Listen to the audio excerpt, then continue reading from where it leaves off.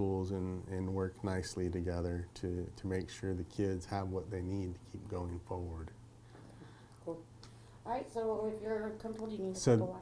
yeah, so the housing side of it, we have those phone numbers and resources. It doesn't come up that much because really at the end of the day, homeless is kind of a definition that a lot of people don't realize. That's a federal word labeled for students that don't have a permanent address. Yeah, because there's couch So- surfing and there's all Right, that. they're displaced, they're They're living in a displaced, they car, live in they're in a shelters. weekly motel, they're in a shelter, they're with a relative. But a permanent address. Right, the school doesn't know how to get in touch with them through the U.S. Post. I had next question. What your company, what your role is in a short description of Project 150. Okay. You tell me when. Just, Just are you go? rolling? Rolling. Okay, so just talk to me. My name's Patrick Sparger. I'm the co-founder of Project 150. We're a nonprofit organization here in the state of Nevada. We help homeless, displaced, and disadvantaged high school students. We provide them clothing. We take food into the schools, into a resource room. We provide school supplies, backpacks, toiletries, basic essentials to just help these kids with the everyday items that they need in their life. Now, what is your thoughts about the homeless situation in Las Vegas?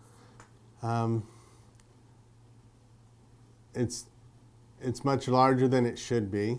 I'm sorry, don't. Can you kind of repeat that back? Like Yeah, this homeless yeah. situation is. Yeah, okay. Thank you. Reflective listening, right? Yes. Yeah, I don't want to cut her out. Okay. The homeless situation in Las Vegas, it's broad. However, I think it's getting better. The awareness has been built. So the message has been broadcast. We need the community to embrace it and continue to partner with organizations that help solve the problem. We need to come together as a community and make sure that we are getting to the root of the issue to provide that care that these students need. Okay, and then earlier you were mentioning a statistic about getting kids through at least junior year, and can you talk about that statistic as a reflective question? Yes. What we've found through our research is that if we can keep students in high school through their junior year, that their chances of graduating, I think it's called a hockey stick, it goes up about 80% that last year. So if they make it through their junior year, the chances of them graduating is about 80%, which we think is very important because in the state of Nevada, the graduation rate is one of the lowest in the country. So by eliminating the obstacles and keeping those high school students in school, we know that eventually we're going to solve the problem. Okay, awesome. Okay, that one I got. All right, and then explain to us how do the children find you? And that's when you can talk to me about the Title I and everything. How do the kids find you, and then what you can do for them? The students, the high school students that we serve, the homeless, displaced, and disadvantaged high school students come to us different ways. One of the ways they can find us is through the Title I HOPE program and their counselors at school. A lot of the educators, coaches in the Clark County School District know how to reach Project 150.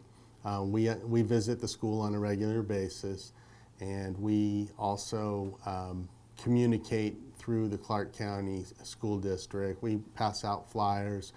There's different clubs at the schools. You know, some of the schools have a Keen Club, which is keeping everyone's eyes on the neighborhood.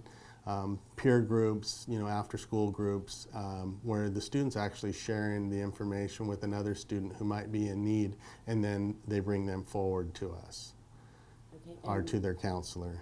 And then, like, what happens during breaks in the summertime? How does that need shift, and are you able to help them then? Or, Well- or do you want to not put that in there? Unfortunately, you can't. No, I think we can talk about it because that's still a need that the community needs. Or to if fund. you want to go ahead and reference 3 Square or something like that. Well, you could that's do what that. I was going to Okay, talk that's about. fine. So during the holidays and the summer break, is one of our bigger challenges in Las Vegas, because when the kids aren't in school, they're not getting our resources as easily as they would during the school year. Our friends at Three Square, the local Southern Nevada Food Bank, has a mobile pantry that they're going out to some of the schools in the summertime and feeding students and families, which my hat's off to them, because it's very, very needed during the summer and the holidays. We need everybody in the community to come forward, the church groups and anybody with free time that can give 30 minutes to help feed people is very important during this time. Until we have a solution, to feed everybody that needs to be fed during the summer. Okay. What about, can you tell me maybe a story or two about a particular child, like before and after Project 150? Or do you have like any like shining Success moments? stories? Success stories. Yeah. We've had quite a few success stories the last couple of years. A couple of them that we're very proud of is we've had some kids that were displaced that, they were kind of disheveled and didn't have the self-esteem because of their living conditions. We were able to provide them some resources to kind of triage their situation and made them more aware of what Project 150 was all about. And we were able to also provide resources on a regular basis through the school and through our free teen shopping event, where they could get free clothing and school supplies, toiletries, maybe some athletic gear. And then also we have a youth council. Our youth council is a group that meets once or twice a month, and where we mentor these young people into becoming future leaders, in their community. So we share with them, life skills and how to have self-esteem, how to interview for a job, and just how to be a model citizen, if you will, and let them know that somebody cares about them. It's so important, for these young people. A lot of times, everybody's looking at the smaller kids, because they're cute and cuddly and all that, but teenagers are at a very difficult and vulnerable time in their life. In a couple ways, they can go this way or that way, and we want to make sure that they choose the right path and they stay in school, get their education, and maximize their future. Are there any other things? So through that youth council, you do the social. Can you help lead them to get a social security card, how to get a license, or bus passes? Bus passes you do. The bus passes, and going back to your original question, I got a little off target there, but so we provide them mentoring. We help them build a resume. We provide them different sessions on how to dress appropriately for an interview, how to apply for a job, or fill out an application for college. We've partnered with some groups in the community that have self-esteem and courses, to build the students' self-esteem. And we've also been able to give away a few scholarships to help some kids go to the community college or actual university this last year. We gave away 10 scholarships, so we were very proud of that, because although it's not much, we were able to make a difference in those students' lives who were once homeless. They now have graduated high school, which is, they've accomplished one of our goals, and now they're maximizing their future, and they're going to go on and do great things. But I guarantee you they'll never forget that Project 150 came alongside them, and someday it's my hope that one of those students will start an organization or run this organization. And pay it forward. Yes. All right, and good. I know you're Project 150 LV. Okay? Mm-hmm. We're Project 3000. Well, we're LV. Project 150 now. We cut the LV. The LV but, came off? The LV came off because we expanded. Mm-hmm. We expanded to Northern California, but that kind of fizzled because we didn't have the right group of people and it was too far away. But we're up in Reno. So But just for marketing reasons and different things, we said, you know what, drop the LV, we're just Project 150. Okay, so just give us your website and then how kids can reach you, what resources are available on that website.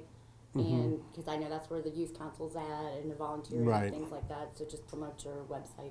Okay, so students can get a hold of us through project150.org. On our website, we have the items that we collect. You can make a donation. We have drop-off locations. The students can email us from there. The educators can email us from there, and it's probably the best way to communicate with us. And also, we're on Facebook and Twitter. Probably 80% of our information is on our website, and pretty straightforward. Okay, is there, Can I ask some- is there anything, like, say this goes on PBS and it's on TV, is there anything that anybody can help you exactly what, because you know, some people, they don't know what they bring. What do you donate? Yeah, what do you need? Volunteers, you know, whatever you need. Right. Mention it now. Okay. just in Whatever case you we need to use help it? you. So the things that we're constantly in need of: Right. volunteers, new underwear and socks, toiletries are always good, groups that can come serve and help us with a day of service, even if it's for a couple of hours, just to help us go through our donations and prepare them for delivery is very helpful. And we also are happy to take donations so we can go out and purchase food, because we're going into the schools on a regular basis. So we purchase through the local food bank here, and it just makes it a win-win for everybody. Okay, did you have any questions? No, I don't believe so. You sure? I was gonna, other than, you know, hey, I'm up for volunteering, you convinced me.